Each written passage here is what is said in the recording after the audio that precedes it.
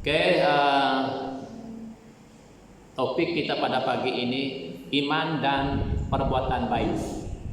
Ya, iman dan perbuatan baik. Sebelum itu mari kita baca dulu beberapa ayat ini. Kita baca dulu ya. Saya baca dia. Yakobus pasal 2 ayat 14 hingga 18 yang berbunyi demikian. Apa gunanya saudara-saudara jika seorang mengatakan bahwa ia mempunyai iman padahal ia tidak mempunyai perbuatan? Dapatkah iman itu menyelamatkan dia? Jika seorang saudara dan saudari tidak mempunyai pakaian dan kekurangan makanan sehari-hari, dan seorang dari antara kamu berkata, "Selamat jalan, kenakanlah kain dan makanlah sampai kenyang," tetapi ia tidak memberikan kepadanya apa yang perlu bagi tubuhnya, apa gunanya itu? Demikian juga halnya dengan iman. Jika iman itu tidak disertai perbuatan, maka iman itu pada hakikatnya adalah mati. Ya, iman itu pada hakikatnya adalah mati.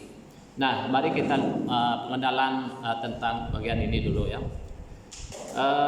Yakobus mengarahkan ajaran ini kepada mereka di dalam gereja yang mengaku beriman kepada Kristus dan perdamaian oleh darahnya, sambil percaya bahwa pengakuan itu sahaja cukup untuk keselamatan. Nah, kita lihat ini. Ada banyak orang-orang Kristen punya pahaman yang sama di dalam seperti di gereja pada waktu itu. Ya, jadi banyak orang berpikir bahwa kita ini terima Yesus telah diselamatkan, maka tidak perlu buat baik yang lain lagi. Jadi ini pahaman yang Yakobus mau pecahkan. Jadi mereka berkeyakinan bahwa hubungan pribadi dan ketaatan dengan Kristus sebagai Tuhan tidak penting. Yakobus mengatakan bahwa iman semacam itu mati dan tidak menghasilkan keselamatan atau sesuatu yang baik. Satu-satunya jenis iman yang menyelamatkan ialah iman yang bekerja oleh kasih. Jadi iman itu harus ada perbuatan baiknya. Baru inilah yang harus kita saya nak bahaskan untuk kita pada pagi ini, supaya kita paham di tingkat mana iman kita. Apakah kita meletakkan iman kita hanya kepercayaan saja? Jadi inilah yang kita lihat apa yang terjadi ya. Iman sejati yang menyelamatkan begitu penting sehingga mau tidak mau harus menyatakan diri di dalam tindakan saleh pengabdian kepada Yesus Kristus. Harus menyatakan diri di dalam tindakan saleh dan pengabdian kepada Yesus Kristus. Jadi iman itu harus menyatakan dirinya melalui tindakan, melalui perbuatan dengan pengabdian kita kepada Kristus. Perbuatan tanpa iman adalah perbuatan yang mati. Iman tanpa perbuatan adalah iman yang mati. Dua-duanya mati. Kalau kita punya perbuatan, kalau kita lihat di luar sana, banyak orang yang tidak mengenal Tuhan, perbuatannya luar biasa, perbuatan baiknya, membantu orang, menolong orang, tetapi tidak ada iman pada Yesus, mati. Tetapi ada juga orang Kristen yang begitu beriman pada Yesus, tetapi tidak ada perbuatannya yang menunjukkan dia sedang beriman pada Tuhan. Itulah yang dikatakan Yakobus mati. Ya, iman mati. Iman yang sejati selalu menyatakan dirinya dalam ketaatan kepada Allah dan perbuatan belas kasihan tanpa mereka yang terhadap mereka yang memerlukan. Jadi inilah iman yang sejati. Iman yang sejati selalu menyatakan dirinya dalam ketaatan kepada Allah dan perbuatan belas kasihan terhadap mereka yang memerlukan. Jadi iman itu dan perbuatan itu tidak boleh dipisahkan. Kalau kita perbuatan harus ada, kalau kita beriman harus ada perbuatan kita yang menunjukkan bahwa kita sedang beriman kepada Tuhan. Ya. Tanpa ketaatan dan tindakan serasi dengan iman, sesungguhnya iman itu kosong atau mati adanya. Kalau kita lihat dalam Yakobus pasal 2, 17 dan 20. Jadi iman itu mati. Jadi saya percaya kita tidak ada iman yang mati di sini. Amin. Ya, kita praktekkan iman kita, lakukan iman kita, buktikan iman kita. Kita telah menunjukkan iman kita dengan kehadiran kita, itu sangat baik. Baik dari persekutuan kita, baik dari kekeluargaan kita sebagai umat Tuhan. Itu semuanya perbuatan kita. Tapi teruskan lagi, buat lagi yang lebih baik lagi untuk menunjukkan supaya orang lain benar-benar melihat kita bahwa kita adalah orang yang beriman kepada Tuhan. Nah, kita mau terus kepada poin yang pertama. Iman tanpa perbuatan. Sekarang kita lihat iman tanpa perbuatan. Ya, iman tanpa perbuatan seperti yang saya katakan tadi. Kalau kita lihat banyak orang Kristen dia punya iman tapi tidak punya perbuatan. Nah, kita lihat ini. Yang pertama, tidak menolong orang yang dalam kekurangan. Nah, kita baca ayat ini dulu sekali lagi. Ayat 15 hingga 16 saja. Jika seorang saudara atau saudari tidak mempunyai pakaian, yang pertama, tidak mempunyai pakaian dan kekurangan makanan sehari-hari. Dan seorang dari antara kamu berkata, selamat jalan, kenakanlah kain panas dan makanlah sampai kenyang, tetapi ia tidak memberikan kepadanya apa yang perlu bagi tubuhnya, apa gunanya itu? Nah, inilah yang dikatakan iman tanpa perbuatan. Jadi kalau kita melihat orang susah, kalau kita melihat orang memerlukan, tetapi kita tidak mau bantu, sedangkan kita sudah tahu kebenaran, itu maksudnya iman tanpa perbuatan. Ada satu ketika dulu ada satu orang sakit di kampung kami. Dia sudah menjadi OKU, tidak dapat bergerak, tidak dapat buat apa, kurus kering, hanya memberi minum pakai tiup saja. Jadi saya sangat-sangat kasihan tengok dia. Waktu saya istiqlal STP, saya pergi melawat dia. Waktu saya balik kampung, saya pergi melawat dia, berdoa untuk dia sambil memberi sesuatu untuk membantu beli susu dia. Walaupun saya hanya seorang orang sekolah waktu itu. Nah, tapi apa yang saya lihat di situ, ada juga beberapa ibu yang mengatakan begini. Saya sangat kasihan dengan orang itu, si anak itu. Sangat kasihan saya tengok dia. Itulah sebab saya tidak mau pergi tengok dia, sebab saya terlalu kasihan katanya. Lain betul juga pandangan orang ini dalam hati saya. Sebab terlalu saya kasihan tengok dia, tidak mampu saya tengok dia menderita macam itu. Itulah sebabnya saya tidak mau pergi tengok dia katanya. Jadi saudara-saudara, ini salah. Inilah iman tanpa perbuatan. Kalaupun kita tidak dapat berbuat apa-apa, berilah sesuatu dalam keadaannya seperti itu. Jadi saudara-saudara, inilah iman tanpa perbuatan. Ada satu cerita ya. Ada satu cerita ini kira ilustrasi lah. Ada dua orang yang sekolah teologi, mereka berdua berdebat tentang kasih, tentang iman. Jadi yang satu kata, oh kasih itu gini. Yang satu juga kata, oh tidak, begini. Kalau ikut bahasa Ibraninya, bahasa Yunaninya, wah semua bahasa Ibrani, bahasa Yunani, semua keluar. Mereka dua berdebat. Tapi ada satu orang tua dekat kedua sana duduk sana. Di depan di tepi sungai ada juga budak-budak bermain-main di sana. Mereka dua ini sedang berdebat tentang kasih. Tiba-tiba salah satu budak itu tadi jatuh dalam sungai. Lalu mau lemas, tolong kata budak itu. Jadi mereka dua yang mau berdebat tentang kasih ini tadi tidak dapat buat apa-apa. Hanya mau pergi terjun, malas tidak mau. Tiba-tiba ada satu orang tua ini tadi, dia terjun pergi selamatkan budak itu. Lalu orang tua itu kata dengan mereka dua, dan sekarang siapa yang punya iman? Lalu mereka dua yang argue tentang kasih ini tadi. Siapa yang punya perbuatan, siapa yang punya kasih, kata orang tua itu. Mereka dua yang argue tentang kasih, tentang ini tadi, terdiam diri. Hanya mengerti tentang teologianya, hanya tentang kasihnya, tapi tidak melakukannya. Apa gunanya, kata Yakobus. Jadi kita melakukannya melalui perbuatan kita, ya. Dan yang ketiga, tidak menolong orang dalam kesusahan. Lukas 10 ayat 30 hingga 34. Jawab Yesus, ada seorang yang turun dari Yerusalem ke Yeriko. Ia jatuh di tangan penyamun-penyamun dan bukan saja meropoknya habis-habisan, tetapi yang juga memukulnya, dan yang sesudah itu pergi meninggalkannya setengah mati. Kebetulan ada seorang imam turun melalui jalan itu. Ia melihat orang itu tetapi melewati dari jalan lain. Tahukah ini imam?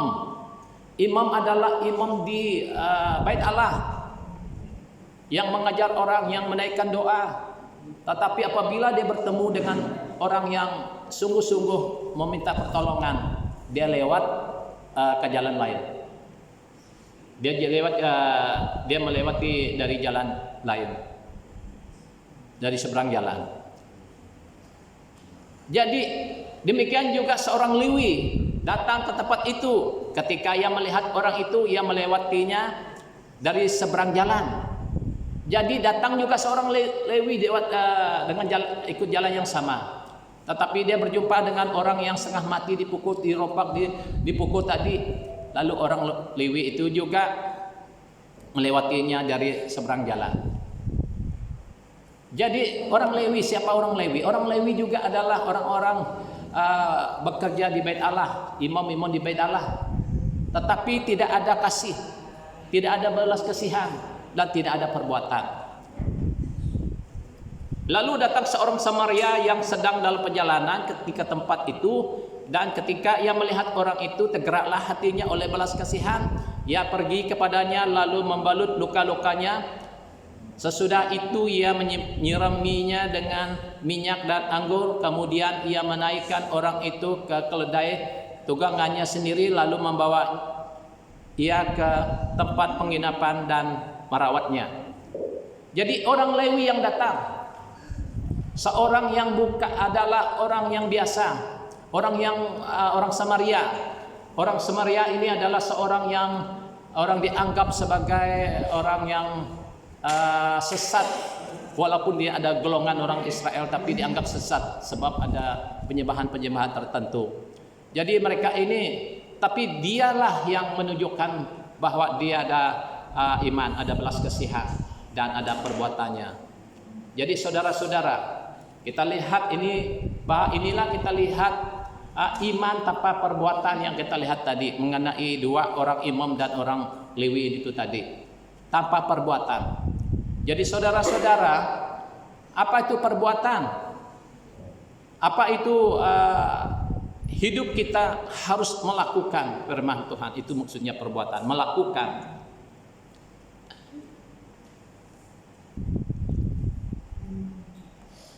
Yang seterusnya, iman harus disertai perbuatan, mesti disertai perbuatan.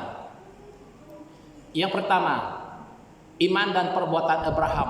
Nah, sekarang kita melihat iman dan perbuatan Abraham. Yakobus pasal 2, 21 hingga dan 23. Saya hanya 21, 23 saja kita baca. Bukankah Abraham bapa kita dibenarkan karena perbuatan-perbuatannya ketika ia mempersembahkan Ishak anaknya di atas mezbah? Dengan jalan demikian genaplah nas yang mengatakan, lalu percayalah Abraham kepada Allah, maka Allah memperhitungkan hal itu kepadanya sebagai kebenaran. Karena itu Abraham disebut sahabat Allah. Nah, kalau kita lihat ini adalah kutipan Yakobus daripada kejadian tentang Abraham dipanggil Tuhan. Tuhan dipanggil Tuhan dari Ulkisdim pergi ke satu negeri yang diberikan Tuhan kepadanya. Walaupun ketika itu Abraham tidak tahu ke mana dia pergi, tetapi dia melangkah dengan iman apa yang diperintahkan Tuhan tanpa bersoal jawab. Dia melangkah dengan iman. Dan juga Tuhan juga berjanji melalui keturunan Abraham, keturunannya, bahwa Tuhan akan memberkati dia seperti pasir di laut, bintang di langit, jumlah keturunan Abraham. Tetapi itu tidak jadi karena istrinya Sarah mandul, tidak punya anak. Tetapi Abraham tetap menunggu dengan iman, dengan percaya, dengan yakin, dan dia tidak jadi akhirnya genap 10 tahun janji Tuhan kepada Abraham, barulah Ishak lahir. Nah, waktu Ishak sudah lahir dan Ishak mulai besar, nah Tuhan menguji Abraham lagi, lalu meminta supaya Ishak dipersembahkan. Ishak dipersembahkan di suatu tempat. Lalu Abraham patuh, taat. Lalu dia mengikat Ishak, lalu dia membawa ke tempat gunung yang dijanjikan Tuhan di tempat itu. Lalu mau mempersembahkan Ishak. Di saat-saat dia Ishak sudah diikat dan kayu bakar sudah semua sedia, di saat-saat dia mau membunuh, menyembelih Ishak, tapi malaikat Tuhan teriak kepada dia, Abraham, Abraham, jangan kau apa-apakan anak itu. Sekarang Tuhan tahu bahwa engkau takut akan Tuhan dan melakukan apa yang diperintahkannya. Jadi itulah sebabnya Abraham dibenarkan karena perbuatan-perbuatannya menurut Yakobus. Bukan sahaja imannya, dia ada iman, tetapi dia ada perbuatan yang menunjukkan dia sedang beriman. Saudara-saudara, kita lihat, itulah sebabnya kita lihat bahwa Abraham adalah disebut sahabat Allah, seorang yang taat, seorang yang setia, dan seorang yang melakukan perintah Tuhan apapun beratnya, apapun yang dilakukannya. Sebab Abraham tahu bahwa dia tahu sekalipun dia mempersembahkan Ishak, dia percaya, dia yakin dengan iman bahwa Tuhan boleh menghidupkan dia kembali. Jadi itulah iman Abraham. Jadi inilah kita lihat iman Abraham ini adalah iman yang disertai perbuatan, disertai dengan tindakan. Dia melangkah di saat Tuhan memanggil dia melangkah, meninggalkan negaranya, meninggalkan saudara maranya, tinggalkan, dia melangkah sesuai dengan pimpinan Tuhan. Jadi inilah kita lihat iman dan perbuatan Abraham. Nah, kalau yang kedua, iman dan perbuatan Rahab. Ini Rahab. Rahab ini adalah seorang pelancur di kota Yeriko. Kita baca ayat ini dulu, Yakobus pasal 2 ayat 25. Dan bukankah demikian juga Rahab pelancur itu dibenarkan karena perbuatan-perbuatannya ketika ia menyembunyikan orang-orang yang disuruh itu ke dalam rumahnya, lalu menolong mereka lolos melalui jalan lain. Sebenarnya Yakobus mengutip dalam Yosua pasal 2. Yosua pasal 2 adalah di mana Yosua sendiri menuntun umat Israel untuk menyeberangi menyerang kota Yeriko. Jadi sebelum mereka menyerang kota Yeriko, Yosua telah mengutus 2 pengintai untuk pergi menyerang kota Yeriko. Yang pertama, kota yang mereka pertama serang adalah kota Yeriko setelah mereka dipimpin di bawah Yosua. Nah, ketika 2 pengintai ini pergi di sana, dan inilah perbuatan Rahab, ya. Dia tinggal di rumah seorang pelancur namanya Rahab. Dia menjemput mereka di rumahnya, lalu menceritakan bahwa negara itu gemetar terhadap orang Israel, sebab mereka melihat Tuhan telah mengeringkan laut Teberau mereka waktu mereka keluar dari Mesir, dan mereka bagaimana Tuhan telah mengalahkan musuh-musuh waktu dalam perjalanan. Jadi kota Yeriko mereka gemetar terhadap Israel. Jadi dari situlah kedua pengintai ini tahu bahwa kota itu diserahkan Tuhan kepada mereka. Jadi dengan pada itu Rahab pelacur ini dia beriman, dia percaya kepada Allah Israel bahwa dialah yang juru selamat. Kalau kita lihat dalam pasal 2, dia sendiri dia ada sebut di sana. Lalu Rahab ini menyembunyikan mereka di rumahnya, lalu menurunkan mereka di tepi rumahnya supaya mereka dua pergi. Tetapi sebelum itu mereka berjanji supaya ada perjanjian darat supaya bangsa Israel menyelamatkan kaumnya, ibu bapak keluarganya. Tetapi janji sumpah itu akan tidak berlaku jika Rahab memberitakan kehadiran keduanya. Jadi perjanjiannya adalah mereka harus menggantung kain merah di tepi rumah mereka, tempat mereka, supaya tidak ada satu orang pun yang keluar. Siapa yang keluar dia berarti dia menerima akibatnya, dan kami tidak kena dengan sumpah itu, kata. Itulah perjanjian mereka mengikat. Jadi inilah yang kita lihatnya iman Rahab. Jadi bukankah demikian juga Rahab pelacur itu dibenarkan karena perbuatan-perbuatannya ketika ia menyembunyikan orang-orang, disuruh itu ke dalam rumahnya lalu menolong mereka lolos melalui jalan lain. Jadi dia dibenarkan melalui dengan perbuatan-perbuatannya. Dia yang pertama memang dia percaya Allah Israel adalah Allah yang pemilik dunia ini. Itu percaya, iman dia mula-mula ada di situ. Dan yang kedua, baru ada perbuatannya untuk membantu menolong umat Israel, pengintai itu tadi. Jadi dia ada perbuatan. Yakobus 2 ayat 17, demikian halnya dengan iman. Jika iman itu tidak disertai perbuatan, maka iman itu pada hakikatnya adalah mati. Jadi iman itu harus disertai perbuatan. Tetapi jika iman itu tidak disertai perbuatan, maka iman itu pada hakikatnya adalah mati menurut Yakobus. Jadi harus kita juga paham, perbuatan itu tidak dapat menyelamatkan kita.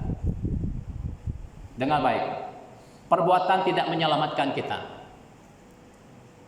Tetapi orang yang diselamatkan harus ada perbuatan untuk menunjukkan dia beriman. Kita diselamatkan karena iman percaya kita kepada Yesus.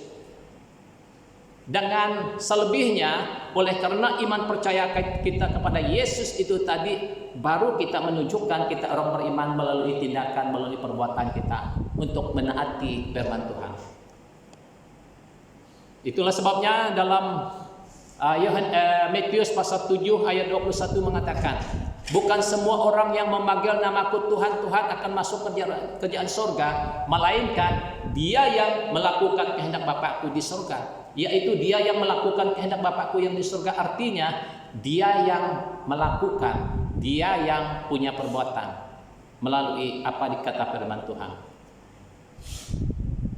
Jadi oleh itu saudara-saudara, sebagai kita orang yang percaya kepada Tuhan, yang beriman kepada Tuhan, mari kita wujudkan iman kita itu dengan perbuatan, dengan belas kasihan, dengan menolong, membantu, memberi, mendoakan orang lain, merawat, membimbing, menguatkan, meneguhkan yang lain. Jadi supaya iman itu nampak, mari kita praktek iman kita itu. Jadi saya bersyukur karena kita jemaat, walaupun kita tidak ramai dalam jemaat ini, tetapi setidak-tidaknya kita adalah jemaat yang setia, jemaat yang belajar untuk melakukan perintah Tuhan, melakukan firman Tuhan.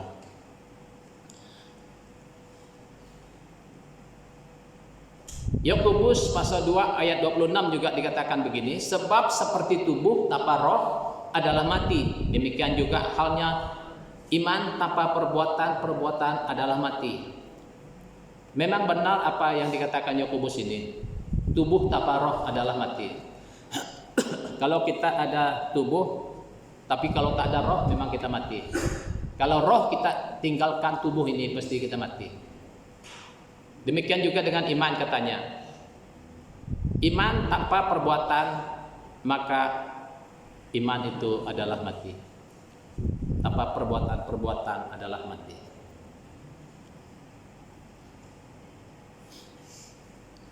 Filipi pasal 2 ayat 22. Hai saudara-saudaraku yang kekasih, kamu senantiasa taat. Karena itu, tetaplah kerjakanlah keselamatanmu dan takut dan gentar. Dengan takut dan gentar. Jadi kita lihat juga dalam Filipi mengatakan, hai saudara-saudara yang kekasih, kamu senantiasa taat. Kamu senantiasa taat. Karena itu tetaplah kerjakanlah keselamatanmu. Tetaplah kerjakan keselamatanmu. Jadi saudara-saudara, mari kita kerjakan keselamatan kita. Maksud ada yang dikatakan dalam Filipi ini adalah saudara-saudara yang taat, kita yang taat kepada Tuhan. Kita harus tetap kerjakan keselamatan kita. Bagaimana kita mengerjakan keselamatan kita? Seperti yang saya katakan tadi, yang saya jelaskan tadi, yaitu kita ada keselamatan, kita sudah ada kepastian. Amin. Kita sudah ada kepastian keselamatan, tapi kita kerjakan. Kerjakan, itu dikatakan di sini, tetaplah kerjakan keselamatanmu.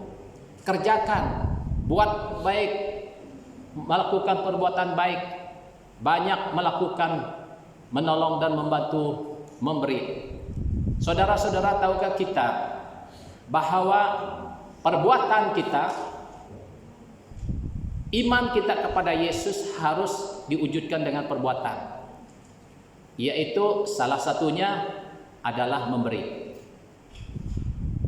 memberi persepuluhan. Contoh, memberi persepuluhan itu sebab kita percaya kepada Tuhan, beriman kepada Tuhan, maka tindakan kita terhadap firman Tuhan yang mengatakan tentang persepuluhan untuk mengembalikannya, lakukanlah itu. Berilah persepuluhan kita itu. Nah, inilah perbuatan kita. Inilah kita sedang mengerjakan keselamatan kita. Inilah kita sedang menaati perintah Tuhan, melakukan perintah Tuhan itu.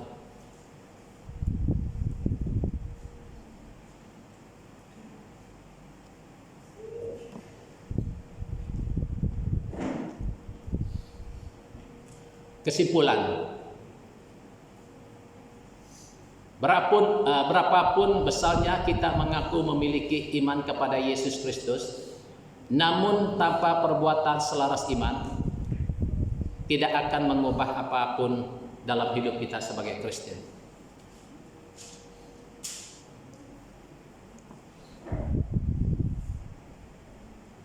Tidak ada gunanya bila kita mengaku beriman tetapi tidak disertai perbuatan sebagai pewujudan iman kita.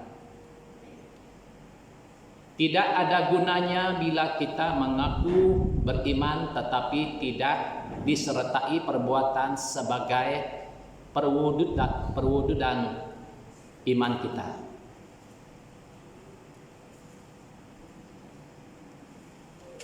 Iman yang sejati selalu menyatakan dirinya dalam ketaatan kepada Allah dan perbuatan baik.